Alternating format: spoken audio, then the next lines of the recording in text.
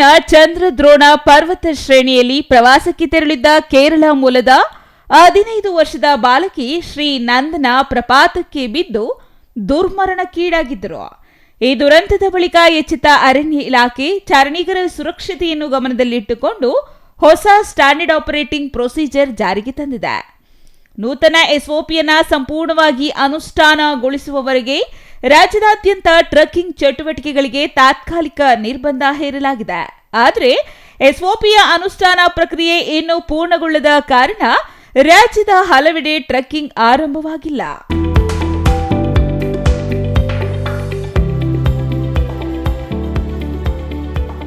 ಇತ ರಾಜಧಾನಿ ಬೆಂಗಳೂರಿಗರ ಅಚ್ಚುಮೆಚ್ಚಿನ ಟ್ರೆಕ್ಕಿಂಗ್ ತಾಣವಾಗಿರುವ ಚಿಕ್ಕಬಳ್ಳಾಪುರ ಜಿಲ್ಲೆಯ ಸ್ಕಂದಗಿರಿ ಮತ್ತು ಕೈವಾರ ಬೆಟ್ಟಗಳಲ್ಲಿಯೂ ಚಾರಣ ಚಟುವಟಿಕೆಗಳು ಇನ್ನೂ ಪುನರಾರಂಭವಾಗಿಲ್ಲ.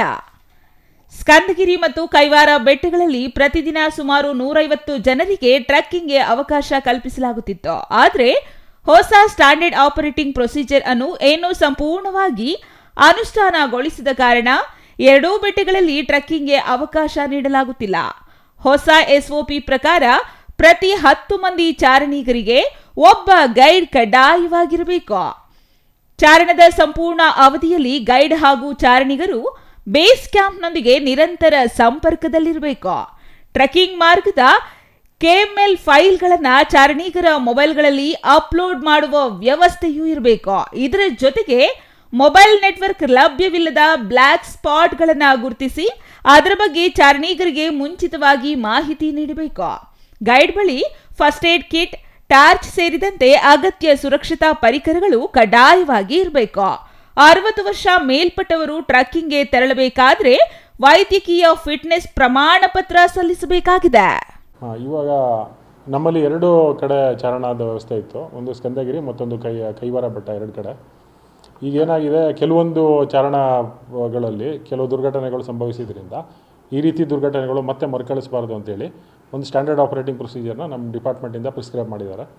ಆ ಸ್ಟ್ಯಾಂಡರ್ಡ್ ಆಪರೇಟಿಂಗ್ ಪ್ರೊಸೀಜರ್ಗೆ ಬೇಕಾಗಿರೋಂಥ ಎಲ್ಲ ಕ್ರಮಗಳನ್ನ ನಾವು ತಗೊಂಡು ಇಂಪ್ಲಿಮೆಂಟ್ ಮಾಡಬೇಕಾಗಿರೋದ್ರಿಂದ ಅದಕ್ಕೆ ಸ್ವಲ್ಪ ಕಾಲಾವಕಾಶ ಅವಶ್ಯಕತೆ ಇರೋದ್ರಿಂದ ತಾತ್ಕಾಲಿಕವಾಗಿ ನಾವು ಚಾರಣಗಳನ್ನ 2 ಪ್ರದೇಶದಲ್ಲಿ ನಾವು ತಾತ್ಕಾಲಿಕವಾಗಿ ಸ್ಥಗಿತಗೊಳಿಸಿದ್ವಿ. ಸ್ಕಂದಗಿರಿ ಮತ್ತು ಕೈವಾರ 2 ಕಡೆ ಚಾರಣ ನಡೀತಾ ಇತ್ತು ನಮ್ಮದು. 2 ಸಹ ನಾವು ತಾತ್ಕಾಲಿಕವಾಗಿ 150 ಜನದ ಸ್ಲಾಟ್ ಇತ್ತು. ಅದು ಏನಾಗಿದೆ, ನಮ್ಮ ಎಸ್ಒಪಿನಲ್ಲಿ ಕೆಲವೊಂದು ಕಂಡೀಷನ್ಸ್ ಇದೆ. ಪ್ರತಿ 10 ಜನ ಟ್ರೆಕ್ಕರ್ಸ್ಗೆ ಒಬ್ಬ ಗೈಡ್ ಇರಬೇಕು. ಮತ್ತು ಇನ್ನೂ ಹಲವಾರು ಅದರಲ್ಲಿ ನಿಬಂಧನೆಗಳಿದ್ದಾವೆ. ಈ ಒಂದು ಚಾರಣಿಗರ ಸುರಕ್ಷತೆ ಉದ್ದೇಶದಿಂದ ಮಾಡಿರೋಂಥ ಎಸ್ಒಪಿ ಅದು. ಆ ಎಸ್ಒಪಿ ಕ್ರಮಗಳನ್ನೆಲ್ಲ ತೊಗೊಂಡು ಎನ್ಶೋರ್ ಮಾಡಿ ನಾವು ಆಮೇಲೆ ಟ್ರೆಕ್ಕಿಂಗ್ನ ಕಂಟಿನ್ಯೂ ಮಾಡಬೇಕಾಗಿರುತ್ತೆ. ಆ ಒಂದು ಉದ್ದೇಶದಿಂದ ತಾತ್ಕಾಲಿಕವಾಗಿ ಸ್ಥಗಿತಗೊಳಿಸಿರಬೇಕು. ನಿರಂತರವಾಗಿ ಅವರು ಹೋದಾಗ ಅವರು ಬೇಸ್ ಕ್ಯಾಂಪ್ ಜೊತೆ ಅವ್ರ ಕಮ್ಯುನಿಕೇಷನಲ್ಲಿ ಇರಬೇಕು. ಆಮೇಲೆ ಪ್ರತಿ 10 ಜನಕ್ಕೆ ಒಬ್ಬರು ಚಾರಣಿಗರ ಜೊತೆ ಗೈಡ್ ಇರಬೇಕು.